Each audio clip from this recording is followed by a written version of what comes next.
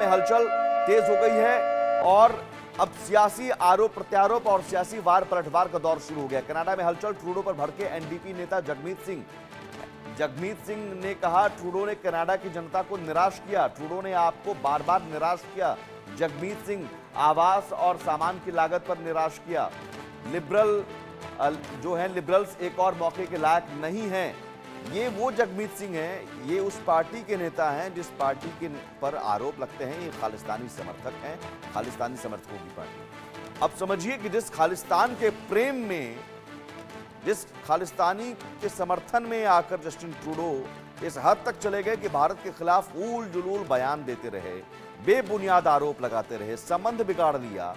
अब वो खालिस्तानी समर्थक कहते हैं साहब कि आप लायक नहीं हैं, कुर्सी पर बैठने लायक नहीं हैं, यहाँ की आप छोड़िए लिबरल्स नहीं हैं।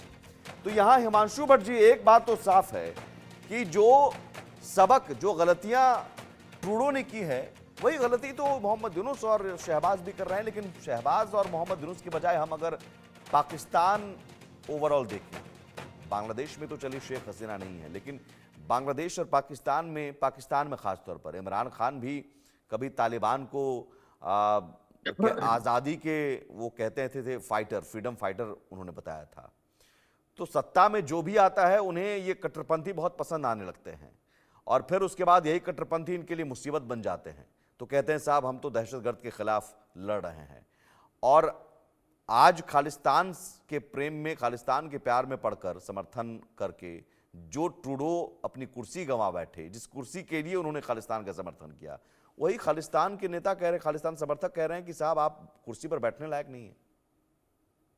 नहीं, देखिए, जो अपने इतिहास से सबक नहीं सीखता ना, जो राष्ट्र, बिल्कुल, वो राष्ट्र कभी सुनियोजित और समृद्ध राष्ट्र बन नहीं सकता है।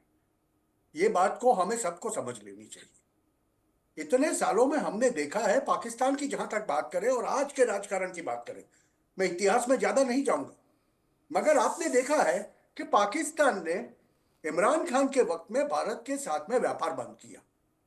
तब से जाके मैं बात शुरू करूंगा और आज के दिन में एक मुहिम यूएस के अंदर चल रही है। 46 सेनेटर्स ऐसे हैं कि जो इमरान खान को बाहर लाना चाहते हैं।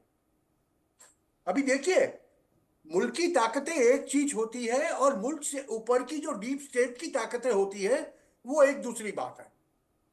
और इसीलिए मैं पहले भी कह चुका हूं कि मुझे ताज्जुब नहीं होगा 15 फरवरी के करीब करीब अगर इमरान खान को प्रेजेंट से रिहा किया जाए। और उनका नाम ही तालिबान खान बना था। He believed in soft Talibanisation of Pakistan ji. और एक चीज तो बहुत स्पष्ट है कि आज भी अगर कोई सरकारी नुमाइंदा माने या न माने, पाकिस्तान के अंदर खैबर पख्तूनख्वा का 40 से 45% इलाका उनकी रीत से बाहर है, उनके गवर्नेंस से बाहर है। उनके ऊपर सीधा टीटीपी का और उनके द्वारा तालिबान अफगानिस्तान का राज चलता है। और वो बात को एक हकीकत के तौर पे लेके जब मैं ये चीजें सोचता हूं और समझता हूं, मुझे ये ताज्जुब नहीं होगा कि Trump administration will bring Imran Khan out और ये जो नेगोशिएशंस चल रहे हैं वो उसी में चल रहे हैं। तो और बांग्लादेश में क्या स्थिति ऐसी? और वहां के एक वरिष्ठ पत्रकार जो है उन्होंने लेख लिखा है यूरेशिया टाइम्स में कि भाई 15 जनवरी को हो सकता है 15 जनवरी तक इलाज के बहाने मोहम्मद यूनुस देश छोड़कर भाग जाएं। मोहम्मद यूनुस को तो ऊपर से ही लाके बिठाया है फ्रांस से। लोगों को ताज्जुब होगा जान के, अभी उनका जो घर था फ्रांस के अंदर, भाड़े का घर था, वो घर अभी भी चालू है भैया। तो वो तो कभी भी खिसक लेंगे, क्योंकि मोहम्मद यूनुस एक चेहरा है। एक्चुअली बांग्लादेश का शासन मोहम्मद यूनुस से नहीं चल रहा। वो ऐसा रहा है कि जमात के जो इस्लामी हैं वो पीछे से शासन चला रहे हैं और मोहम्मद यूनुस की बातें, सारी बातें सुनी नहीं जा रही। और ये बात को हकीकत लेते हुए जब ये कहते हैं युद्ध की तैयारी करें, 4900 किलोमीटर का भारत के साथ सीमा है, 3 तरफ से। एक तरफ समंदर है और वो युद्ध करेंगे साहब, 2 घंटे नहीं लगेंगे ना। उनके सेना प्रमुख ही इस बात से सहमत नहीं है। सेना प्रमुख उल्टे कहते हैं कि भारत के साथ रिश्ते हमें बेहतर रखने चाहिए। तो यहाँ तो मोहम्मद यूनुस वही कट्टरपंथियों की भाषा बोल रहे हैं। लेकिन हुसैन जावेद साहब देखिए, मुझे लगता है कि अभी भी ये सबक लेने की बात और तमाम गलतियां मैंने गिनाई हैं। देखिए, गलतियों से सबक ली जाती है, गलतियां होती है, लेकिन गलतियों से अगर आप सबक ना लें तो फिर आपकी तबाही और बर्बादी तय है, आपकी विदाई तय है। अच्छा जी, बात हो रही है यहाँ पे, अभी से पहले ये हिमांशु साहब ने बात की, मेरे ख्याल में कि उनकी जानकारी कम है हमारे केपीके को लेके, जो कह रहे हैं कि 40 से 45% जो इलाका है वो हमारे कंट्रोल में नहीं है, या वहाँ टीटीपी बहुत स्ट्रांग हो चुकी है। बिल्कुल गलत बात है, इसका हकीकत से कोई ताल्लुक नहीं है। पाकिस्तान का इस वक्त जितने भी हमारे इलाके हैं, आप सूबे देख लीजिए या कोई भी फेडरल के अंदर जो अंडर आते हैं इलाके, मुकम्मल तौर पे एक एक इंच पे हमारी रिट कायम है। तो ये तो क्या सराही है, इसका हकीकत से कोई ताल्लुक नहीं है। रही बात गलतियों से सबक सीखने की, तो ये बात सच है कि हमने गलतियां हमसे पिछले कोई 20 साल के अंदर, 25 साल के अंदर हुई हैं कई पॉइंट्स पे, लेकिन अब उनसे छुटकारा लेने का टाइम आ गया। और वही बात है, जब आप अपना घर, अपने अपने हाउस को इन ऑर्डर करने की तरफ आते हैं तो फिर आपके लिए खुल जाते हैं रास्ते। और इस वक्त ये है कि टीटीपी के साथ हमारे इशू चल रहे हैं, वेस्टर्न फ्रंट हमारा हॉट है, लेकिन उनकी कहीं भी किसी भी जगह हमारे इलाके के अंदर उनकी रेट नहीं है और ना उनको होने देंगे, क्योंकि वो एक ग्रुप है। आप ये मत समझिए कि हम एक स्टेट के खिलाफ लड़ रहे हैं, वो एक ग्रुप है और उसकी जो हैसियत है वो उसके सामने एक पूरी हमारी स्टेट है। तो उनके लिए इतना आसान नहीं है कि वो इसको कोई बहुत ज्यादा डेंट नहीं, डाल अच्छा, सके। आप ग्रुप और स्टेट की बात कर रहे हैं हुसैन जावेद साहब। आप पाकिस्तान की सेना एयर स्ट्राइक कहाँ करती है? स्टेट में ना? सर अपना सवाल रिपीट करें, मैं जरा। पाकिस्तान ने एयर स्ट्राइक कहाँ किया था?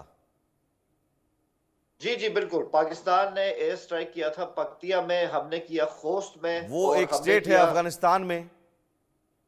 जी, क्योंकि जहां पे हमारे खिलाफ तो हमारे फिर खिलाफ जो अफगानिस्तान साइबर उन वारदात जाएंगे, यानी हमारे अफगानिस्तान खिलाफ का वहां पे समर्थन, साइबर दर्द यानी जाएंगे, यानी तो सर, हम एक हद तक उसको मैं टॉलरेट, सर आप मेरी बात, मैं स्पेसिफिक पूछना चाह सर रहा मेरी हूं, बात, स्पेसिफिक होकर, कि सर मेरी बात, अफगानिस्तान की जमीन पर अगर वो आतंकी संगठन आप कह रहे हैं, तो अफगानिस्तान का समर्थन है ना फिर?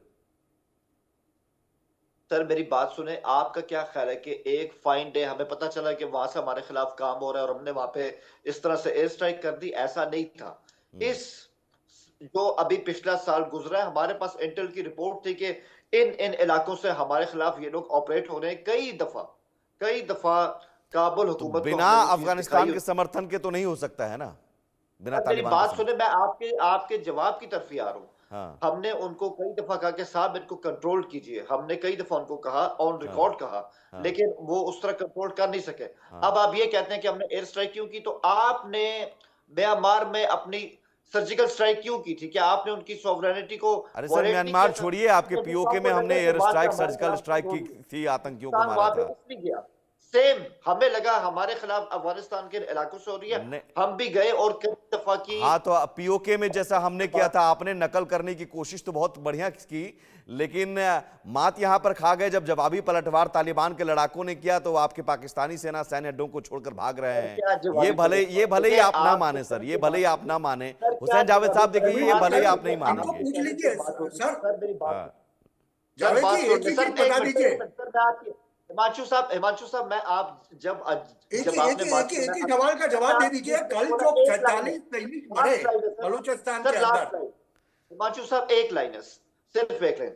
देखिए बात सिंपल से ये, जब बात आती ना आपकी अपनी सिक्योरिटी के ऊपर और सलामती के ऊपर, तो उसके ऊपर कोई कॉम्प्रोमाइज नहीं होता। और यही बात ठीक है, इंडिया को लगा कि उनको म्यांमार में जाना चाहिए, फाइन। हमें लगा कि हमें अफगानिस्तान में जाना चाहिए क्योंकि वो हमारी बात नहीं सुन रहे।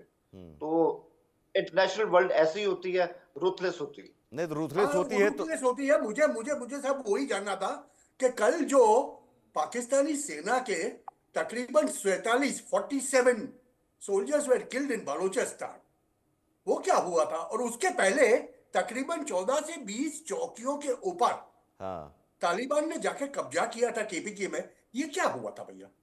आप बता रहे थे कि मैं सरासर गलत बातें कर रहा हूं। 40-45 चित्राल में आज क्या हालत है भैया? आप हमें यह बता दीजिए कि वास्तविक हालत चित्राल में क्या है।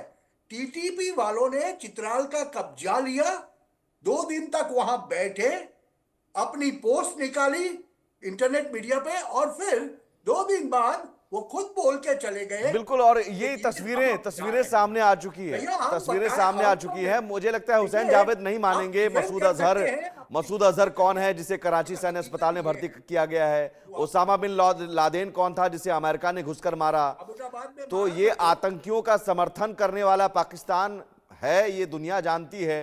मसूद अजहर चूंकि पाकिस्तान में बैठे हुए हैं, उनको अपनी जान की भी फिक्र है। तो हुसैन जावेद साहब, मैं मानता हूं आपकी मजबूरी, और ये मजबूरी भी मानता हूं कि आप सच को स्वीकार नहीं करेंगे, लेकिन इतना सच आपने जरूर कहा, ये आपकी हिम्मत की दाद दूंगा कि आपने माना कि पाकिस्तान से गलतियां हुई हैं और उन गलतियों से सबक लेने की जरूरत है। बहुत शुक्रिया कर्नल सोढी साहब, बहुत शुक्रिया हुसैन जावेद साहब, बहुत शुक्रिया